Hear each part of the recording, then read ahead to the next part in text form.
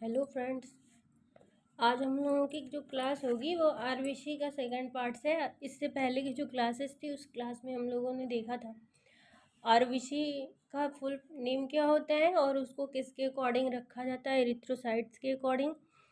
Mail में और female में कितना ब्लड होना चाहिए, और आरबीसी जो होती है वो सबसे स्मॉलेस्ट सेल होती है। इस तरीके से उसका फॉर्मेशन, लाइफ स्टेज, उसका डेथ कहाँ होता है, किस ऑर्गन्स में, उसका स्ट्रक्चर कैसा होता है, ये सारी चीज़ें हम लोगों ने देखा था। लेकिन आज की क्लास में हम लोग देखेंगे कि इसका फॉर्मेशन जो होता है, इसका फंक्शन क्या होता है, आरबीसी का जो फंक्शन है वो क्या होता है। तो इसका मेन फंक्शन हम दो ही फंक्शन कह सकते हैं। फर्स्ट जो होगा वो कह सकते हैं कि ये जो आरबीसी होती है, ये जो कणिकाएं होती हैं, लाल रक्त कणिकाएं, ये पूरे शरीर में, पूरी बॉडी में जो गैसेस हैं उन सारे गैसों का आदान प्रदान करती है। और दूसरा हम ये कह सकते हैं कि ये जो आरबीसी होती है वो जितने आयंस होते हैं उन आयंस का बैलेंस बना के रखती है। जितने आयंस होते हैं सारे आयंस का बैलेंस बना के रखती है। तो हम इस तरीके से कह सकते हैं कि और ये आरबीसी जो होता है, आरबीसी में हीमोग्लोबिन पाया जाता है, और यही हीमोग्लोबिन जो होता है, इसी हीमोग्लोबिन के माध्यम से ये जितने गैस होते हैं उन गैसों का आदान प्रदान ये करती है। तो ये जो आरबीसी है, उस आरबीसी में हीमोग्लोबिन अवेलेबल है। तो जितना O2 होता है, ऑक्सीजन जो है वो 100% लेके ये जाता है। कहाँ तक जाएगा? Cell, tissue, organ system, body. मतलब हम कह सकते हैं कि ऑल बॉडी में ये ऑक्सीजन को लेके जाता है, 100% लेके जाता है। लेकिन रिटर्न जो है, जब लंग्स तक जाता है तो लंग्स रिटर्न जो है वो CO2 को, कार्बन डाइऑक्साइड को रिटर्न वो 100% नहीं लाता है, 75% ही वो लाता है। ठीक है, जिसमें से हम ये कह सकते हैं कि इस तरीके से देखिए, स्ट्रक्चर आपको होपफुली समझ में आ रहा होगा कि हमारी बॉडी में वो ऑक्सीजन को तो पूरा लेके गया 100%, जितनी हमारी बॉडी की रिक्वायरमेंट थी। लेकिन वो अदरवाइज जितनी गैसेस थी वो सारे गैसों को वो पूरा 100% नहीं लेके आ पाता है, लेकिन लाना चाहिए 100%, तो 100% वो लाता नहीं है। इस तरीके से जब हमारे बॉडी में ये जाता है तो होता क्या है कि वो लंग्स में, हीमोग्लोबिन जो है लंग्स में उपस्थित ऑक्सीजन से क्रिया करता है।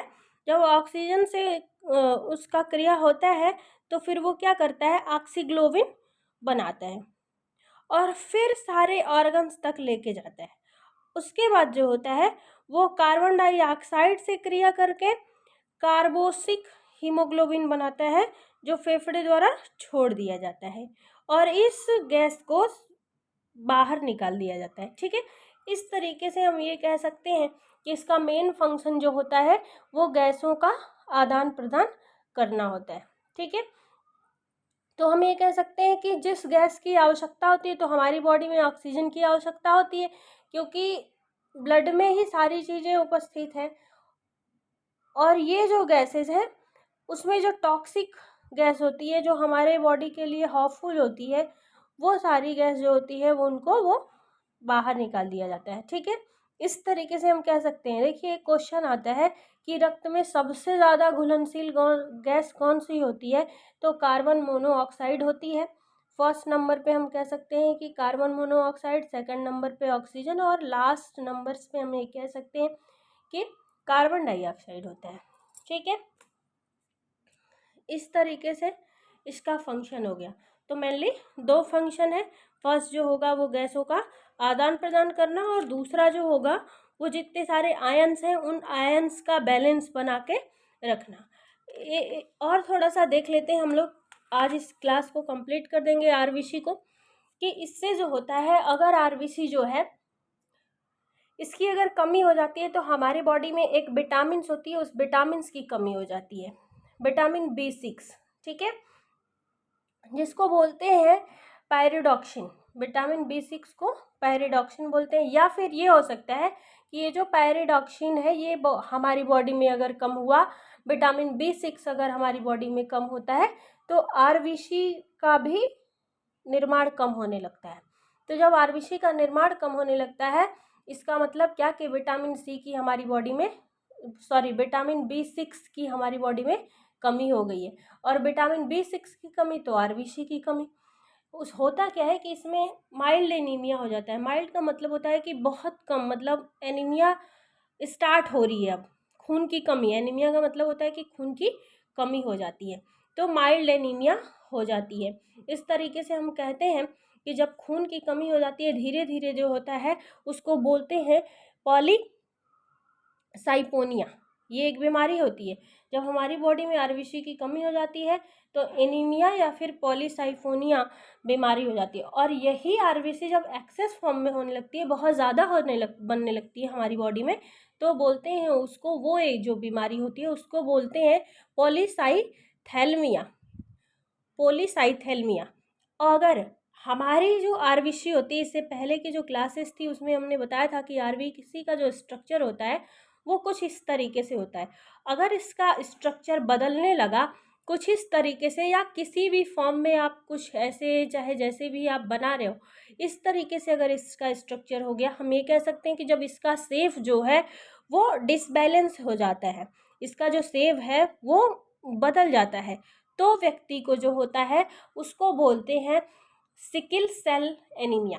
तो 3 टाइप्स की एनीमिया हमने देखा कि 3 टाइप्स का हो जाता है, RBC की कमी से, RBC की ज़्यादा से, और RBC का स्ट्रक्चर अगर चेंज हो गया तो इस तरीके से ये बीमारियां हो जाती हैं। ठीक है, तो कमी होगी तो क्या होगा, पॉलीसाइफोनिया, और अगर ज़्यादा हो जाएगा RBC तो पॉलीसाइथेलमिया, और अगर इसका स्ट्रक्चर चेंज हो गया तो फिर क्या हो जाएगा, सिकल सेल एनीमिया।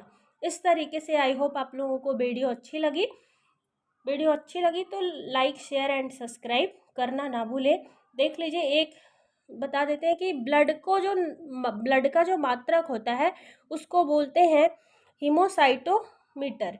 इसके द्वारा, ये एक मात्रक है, ब्लड का मात्रक है हीमोसाइटोमीटर। इससे हमारे ब्लड में क्या कितनी % है ये सारी चीज़ें पता चल जाती हैं। आज की क्लास में इतना ही, कल की क्लास में हम लोग WBC देखेंगे। Okay, thank you so much.